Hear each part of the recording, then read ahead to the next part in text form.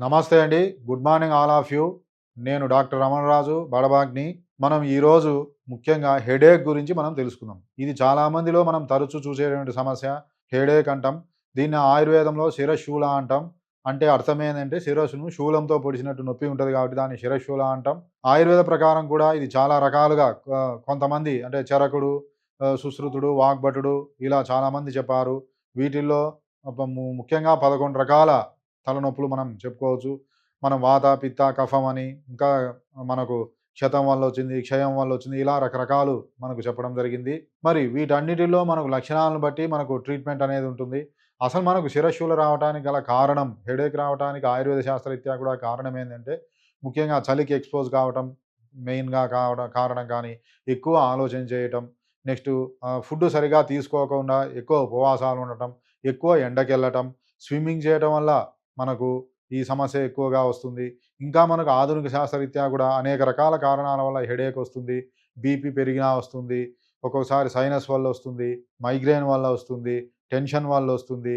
ఇంకా మనకు trigeminal neuralgia అంటాం. అంటే ట్రైజెమినల్ నర్వ్ ఉంటది.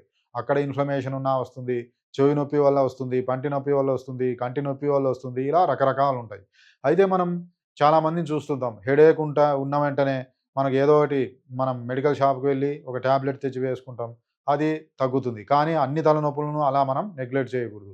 ఏ లక్షణాలుంటే మనం నెగ్లెక్ట్ చేయకూడదంటే ఉన్నట్టుండి తలనొప్పి రావటం, ఓర్వలేకుండా భయంకరంగా ఉండటం, కండ్లు మొత్తం ఎర్రబడిపోవటం, వామిటింగ్ కావటం, ఫీవర్ కావటం, పిచ్చి పిచ్చిగా వాగటం, మనం చెప్పిన దానికి మనం మాట్లాడి దానికి సమాధానంగా చెప్పకుండా వేరేటి చెప్పటం, అదేవిధంగా కోమాలోకి పోవటం, ఈ మెడ స్టిఫ్‌నెస్ ఎక్కువగా ఉండటం, కాళ్ళు చేతులు కొట్టుకోవటం, ఒకవైపు కాళ్ళు చేతులు తిమ్మిరి పడటం, ఇలా ఉంటే మనం దాన్ని నెగ్లెక్ట్ చేయకూడదు. అది ఇమ్మీడియేట్‌గా మనం దగ్గర ఉండేటువంటి డాక్టర్‌ని సంప్రదించాలి. ఎందుకంటే ప్రాణాపాయం కూడా సంభవించేటువంటి అవకాశం ఉంటుంది. నెక్స్ట్ జనరల్‌గా ఇప్పుడు టెన్షన్ హెడేక్ అంటాం. టెన్షన్ హెడేక్ అనేది ముఖ్యంగా ఎవరికైనా సరే సాయంత్రం పూట ఎక్కువ వస్తుంది. ముఖ్యంగా ఇది నొప్పి కంటే కూడా పట్టేసినట్టు ఉంటుంది. మెడ వెనుక నెక్ దగ్గర పట్టేసినట్టు నొప్పి ఉంటుంది. చాలామందికి వర్క్ ప్రెషర్ వల్ల సాయంత్రం వచ్చే అవకాశం ఉంటుంది. దీనికి జనరల్‌గా ఏదైనా సరే వేడిగా ఉండేటువంటి ఆయిల్‌ను బాగా మర్దం చేసుకోవడం ద్వారా తగ్గుతుంది. నెక్స్ట్ మనకు సైనస్ హెడేక్ అంటాం. సైనస్ హెడేక్ అంటే మనకి ఈ ముక్కుకు పక్కల మనకు మాగ్జిలరీ సైనస్ అని, ఇక్కడ ఫ్రాంటల్, ఎథ్మాయిడల్ అలా సైనస్‌లన్నీ ఉంటాయి. ఈ సైనస్ అంటే మనకు ఎంప్టీ స్పేసెస్ అక్కడ ఎయిర్ ఉంటది. అలా కాకుండా ఎయిర్ కాకుండా అక్కడ కఫం చేరి ఈ ఎయిర్ ఫిల్డ్ స్పేస్‌లో కఫం చేరటం ద్వారా అక్కడంతా బరువుగా ఉండటం సైనస్‌లు. నెక్స్ట్ తుమ్ములు రావటం, జలుబు రావటం, ఒకవైపు ముక్కు రంధ్రం మూసుకపోవటం, ఇక్కడ నొప్పి ఉండటం, తల ముందుకు వంగటం వల్ల తల బరువుగా ఉండటం, నైట్ పడుకుంటే ముక్కు నుంచి గొంతులోకి కఫం రావటం, నెక్స్ట్ మైల్డ్ ఫీవరిష్‌నెస్ ఉండటం, ఆకలి తక్కువ ఉండటం, బాడీ పెయిన్స్ ఉండటం, చెవి నొప్పి ఉండటం, ఇవన్నీ కూడా మనకు సైనస్ హెడేక్ యొక్క లక్షణాలు. మరి ఈ సైనస్ హెడేక్‌ను మనకు ఆయుర్వేదంలో కొన్ని పంచకర్మ ట్రీట్మెంట్స్ ఉంటాయి. నస్యకర్మ అని, నెక్స్ట్ ధూపం అని, నెక్స్ట్ ఇంకా ఎక్కువ ఉంటే వమనకర్మ అని, ఇవన్నీ చేయటం ద్వారా మనకు పూర్తిగా తగ్గించుకోవచ్చు. అదేవిధంగా ఇంకా కొన్ని రకాల మందులుంటాయి పూర్తిగా ఈ సైనస్ కరిగే విధంగా.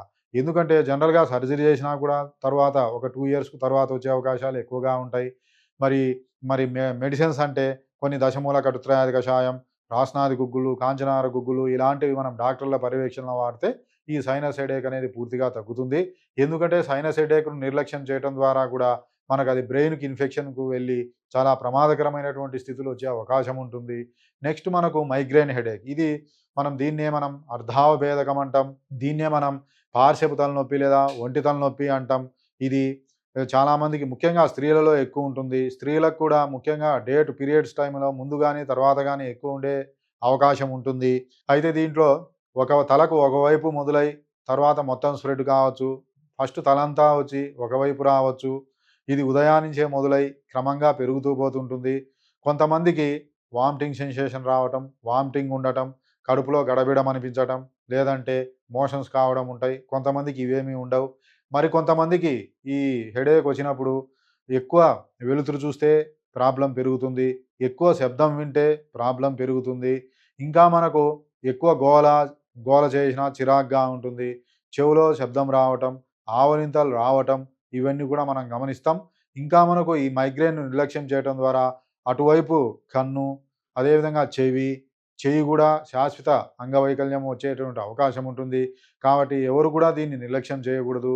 జనరల్‌గా వీటికి వాడే ఆధునిక అలోపతి మందుల వల్ల కూడా కొంతమందికి కొన్ని రకాల సైడ్ ఎఫెక్ట్స్ వచ్చే అవకాశం ఉంటుంది. ఈ కాలికి వేళ్ళు, చేతి వేళ్ళకు సంబంధించిన రక్తనాళాలు సన్నబడి తిమ్మిరొచ్చే అవకాశం ఉంటుంది. మరి ముఖ్యంగా ఈ మైగ్రేన్‌కు ఆయుర్వేదంలో మంచి ట్రీట్మెంట్ ఉంటుంది. ఆయుర్వేదం అంటే చాలామంది స్లో అంటారు. కానీ ఏమి కాదు. పంచకర్మ ద్వారా ఫాస్ట్‌గానే మనకు తగ్గుతుంది. ఎన్ని నెలల నుంచి ఈ మైగ్రేన్‌తో బాధపడుతున్నా సరే, కొన్ని రోజుల్లోనే ఈ పంచకర్మ ట్రీట్మెంట్‌లో ముఖ్యంగా శిరోధార ట్రీట్మెంట్ అని ఉంటది. నస్యకర్మ. ఈ 2 శిరోధార, నస్యకర్మ. ఈ రెండింటిలో కొన్ని గంటలు, కొన్ని రోజుల్లోనే మనకు ఈ మైగ్రేన్‌ను తగ్గించవచ్చు. ఈ మైగ్రేన్‌లో ఉపశమనం అనేది లభిస్తుంది. కాబట్టి ఎవరైనా సరే ఈ సమస్యతో విసిగి వేసారి మనం న్యూస్ పేపర్‌లలో కూడా చూస్తుంటాం.